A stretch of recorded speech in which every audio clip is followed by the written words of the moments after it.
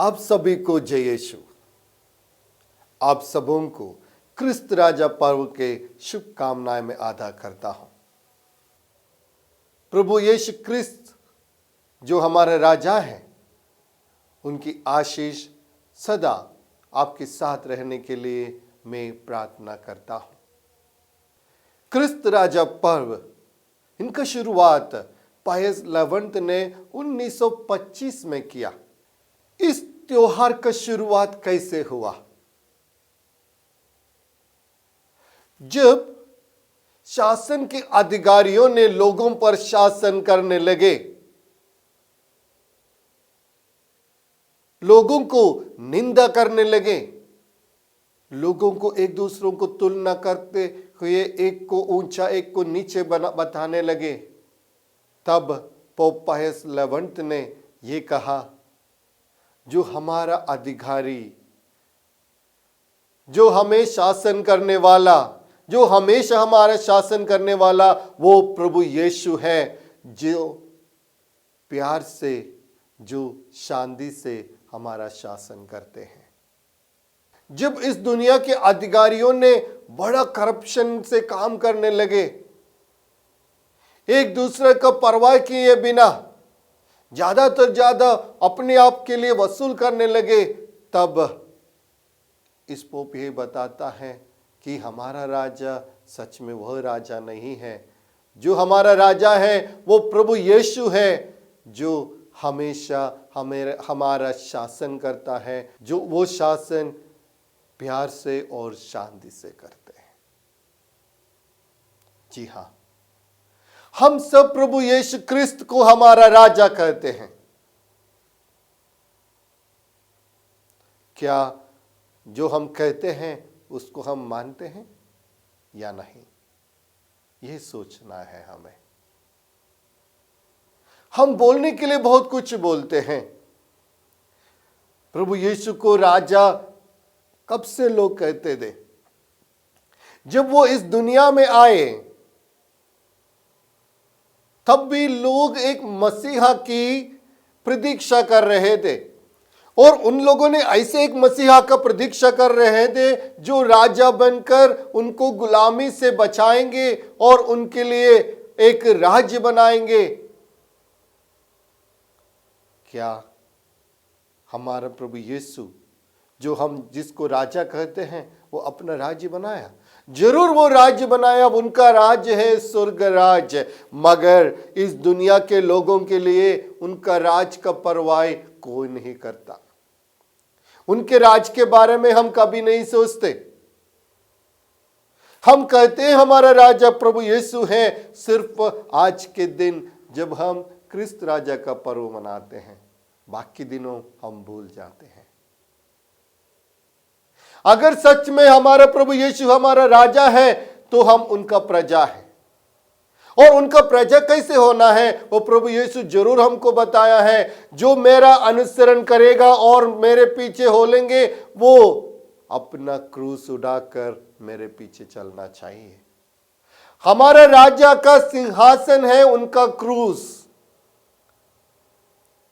उसमें मरते हुए वो अपना जीवन हमारे लिए दिया, और वही राजा हमको बुलाते हैं, अगर आप मेरा प्रजा बनना है तो ये क्रूस उठाकर मेरे साथ चलो।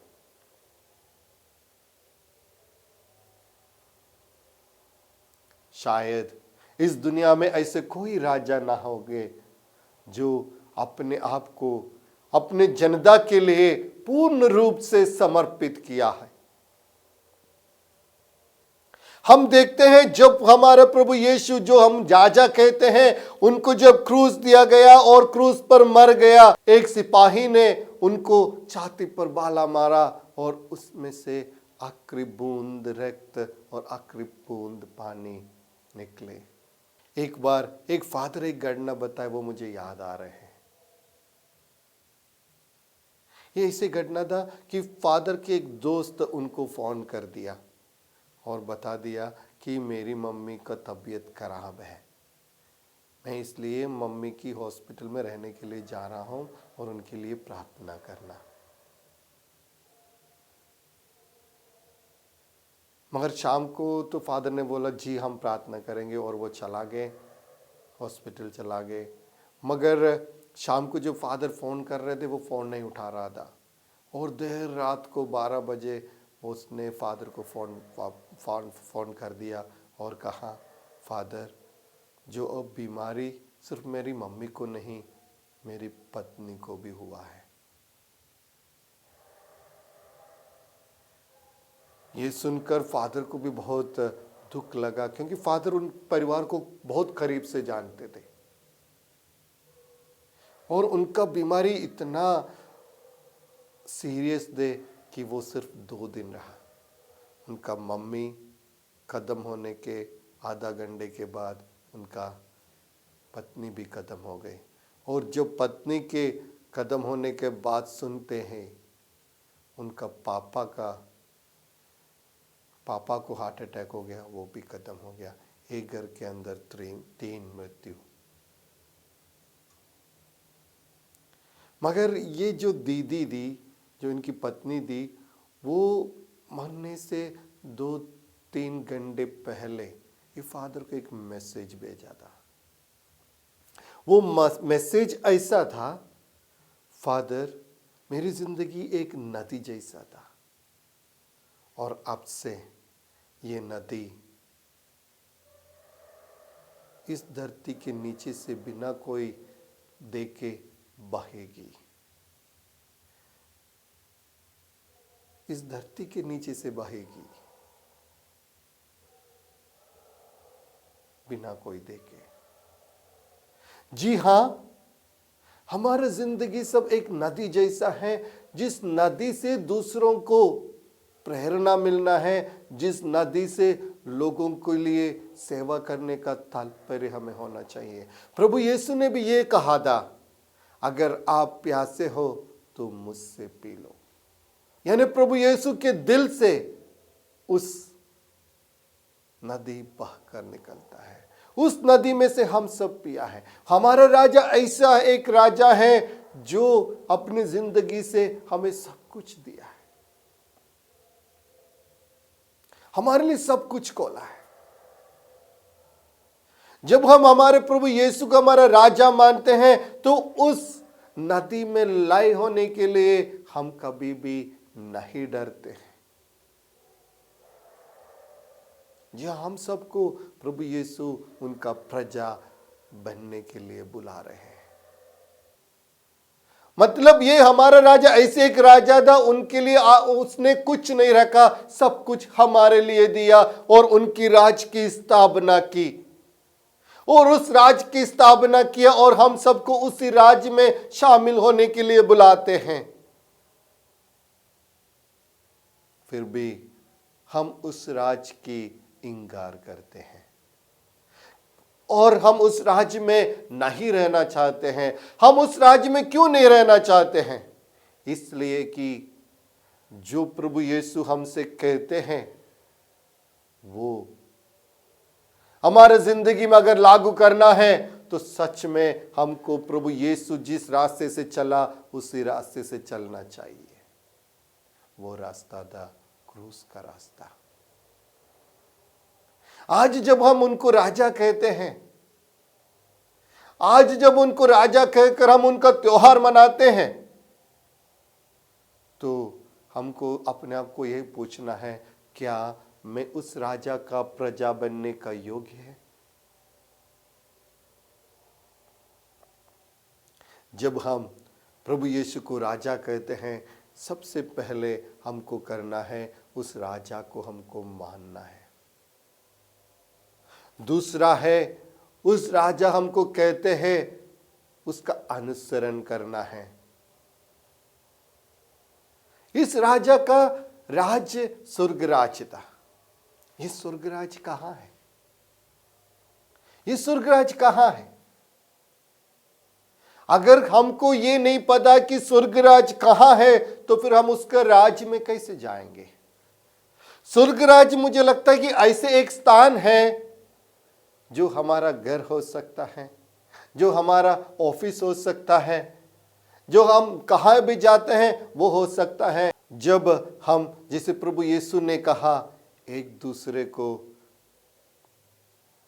जैसे प्रभु यीशु ने हमें प्यार किया, ऐसे जब हम प्यार करेंगे, जब हम अपने घर में अपना पिता को मानते हैं और पिता अपने बच्चे को मानते हैं, उनको प्यार करते हैं यीशु के समान, तो वो घर स्वर्ग राज्य बन जाते हैं।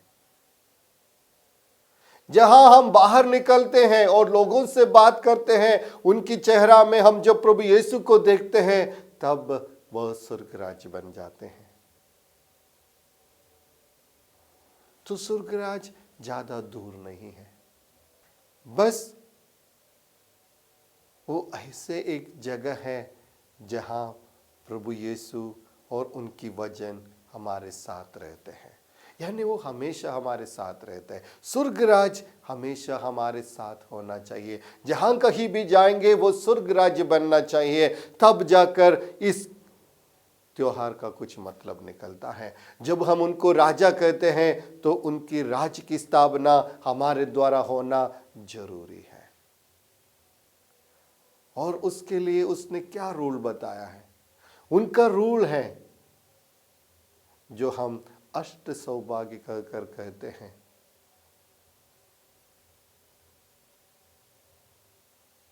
जो ईश्वर ने पहाड़ पर जो भाषण दिया था, धन्य है वो जो दरिद्र है, धन्य है जो भूखे हैं, धन्य है जो ईश्वर के वचन पर चलते हैं। ऐसे 8 चीजों को प्रभु यीशु ने जरूर बताया है। वही है उनका रोल, उनका राज्य का रोल। अगर हम उसको मानते हैं, उनको राजा मानते हैं, तो हमको इस रोल को अपने जिंदगी में लागू करना जरूरी है। बस 2 ही चीज कहा है उसने, अपने आप को समान, पड़ोसी को प्यार करो। अपने आप को जैसे प्यार करते हैं वैसे अपने पड़ोसियों को प्यार करो, और ईश्वर को प्यार करो। बस इसमें सब कुछ है। अगर हम प्रभु यीशु को राजा मानते हैं तो उनके वचन का अनुसरण करना हमारा कर्तव्य है। हम उनकी प्रजा होने के लिए, उनके राज्य के वारिस बनने के लिए, हमको प्रभु यीशु के जो वचन कहते उस वचन पर चलना बहुत जरूरी है। अगर मैं एक भूखों को खिलाते हैं यीशु को उनके चेहरा पर देखकर, अगर हम अपने भाई से, बहन से, अपने सामने आने वालों से प्यार से बात करते हैं, उन पर यीशु के चेहरा देखकर, तो जरूर हम उस स्वर्ग राज्य में हैं और हम उनकी प्रजा हैं। तो मेरे प्यारे माता पिताओं, भाई बहनों, प्यारे बच्चों, जब हम क्रिस्त राजा का ये पर्व मनाते हैं, हम सबको यही करना चाहिए कि हम सिर्फ उद्घोषणा नहीं, अपनी जिंदगी में ये करके दिखाना चाहिए कि वो सच में हमारा राजा है। वो तब दिखेगा जब हम ईश्वर के वचन का पालन करेंगे। जी हाँ मेरे प्यारे माता पिताओं, भाई बहनों, प्यारे बच्चों, अगर प्रभु यीशु हमारा राजा है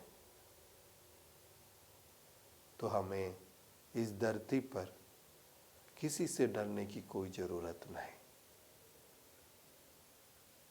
किसी चीजों की चिंता करने की जरूरत नहीं, क्योंकि हमारा जो राजा है वो राजा प्यार से, शांति से हमारा शासन करते हैं। उनका प्यार इतना ज्यादा है कि वह हमारे लिए अपनी जिंदगी तक देने को तैयार हो गया है। अगर ऐसे एक राजा का प्रजा हम हैं, तो फिर किस चीज के लिए हमको डरना है? जब हम इस धरती पर रहते हैं, इस धरती की चीजों के पीछे हम दौड़ते हैं, इस धरती की चीजों को ज्यादा माने हम देखते हैं, इस धरती की चीजों के पीछे हम पड़ जाते हैं। जब हम इस दुनिया में रहते हैं, इस दुनिया की चीजों पर नहीं, मगर हमें जो प्रभु यीशु जिस राज के लिए बुलाया है, उस राज को हमारे उन्मुख रखकर हमारे ज़िंदगी को आगे बढ़ाना चाहिए। तब हम इस क्रिस्त राजा का पर्व जब हम मनाते हैं, सच में हम ये कह सकता है वो सचमुच हमारा राजा है। हमारा प्रभु यीशु जो हमारा राजा है, उनका सच्च प्रजा बनने की कृपा हम सबको वो प्रदान करे। यही प्रार्थना हम करते हैं पिता, पुत्र, पवित्र आत्मा के नाम पर। आमीन।